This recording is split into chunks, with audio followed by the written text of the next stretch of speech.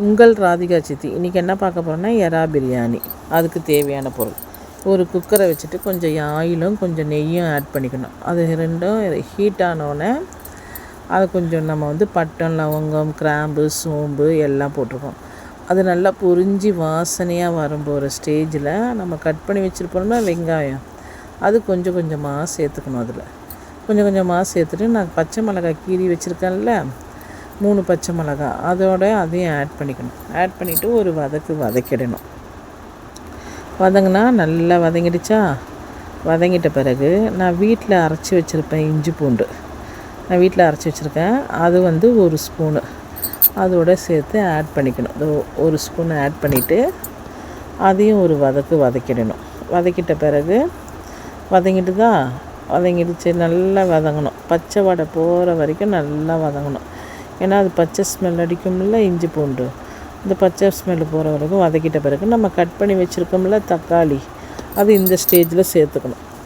அதையும் அதோட ஆட் பண்ணி அதை ஒரு வதக்கிடணும். நல்லா வதங்கணும். நல்லா வதங்கிட்ட பிறகு என்ன பண்ணோன்னா நம்ம புதினா கொத்தமல்லி கட் பண்ணி க்ளீன் பண்ணி வச்சுருப்போம், அதையும் இந்த ஸ்டேஜில் சேர்த்துக்கணும்.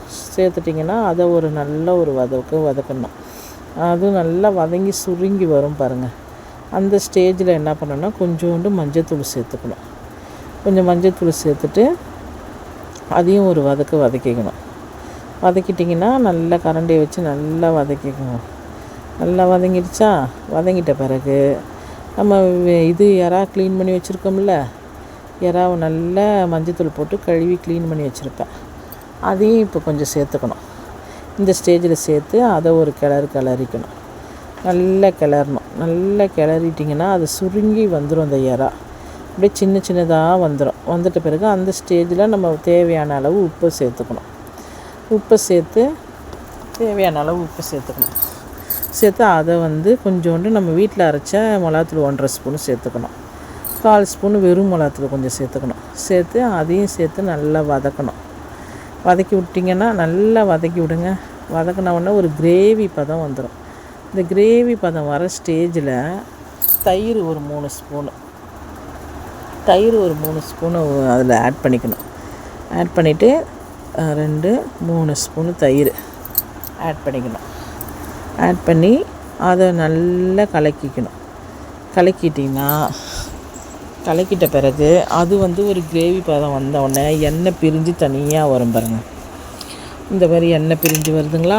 அப்போ என்ன பண்ணணுன்னா, நான் 2 டம்ளர் அரிசிக்கு 4.25 டம்ளர் தண்ணி, 2 டம்ளர் ஊற்றிட்டேன். இப்போ 3 டம்ளரு, இப்போ 4 டம்ளர் ஊற்றுறேன். 4 டம்ளர் ஊற்றிட்டேன்னா ஒரு 1/4 டம்ளர் தண்ணி இப்போ ஊற்றினோடனே இது நல்லா கொதித்து வர ஸ்டேஜில் நான் அரிசியை ஊற வச்சுருந்தேன்ல, அதை நல்லா இந்த கொதித்து வந்துச்சா, அரிசியை நல்லா தண்ணி இல்லாமல் எடுத்து அதில் போட்டுக்கணும். நல்லா போட்டுட்டு தண்ணியை வடித்து அரிசியை அதில் போட்டுட்டு நல்லா போட்டுக்கணும்.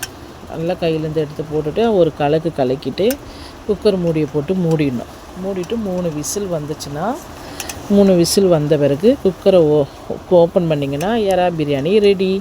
நல்லா டேஸ்ட்டான தயிர் பச்சடி வச்சு சாப்பிட்டா நல்லா எறா பிரியாணி சூப்பராக இருக்கும்.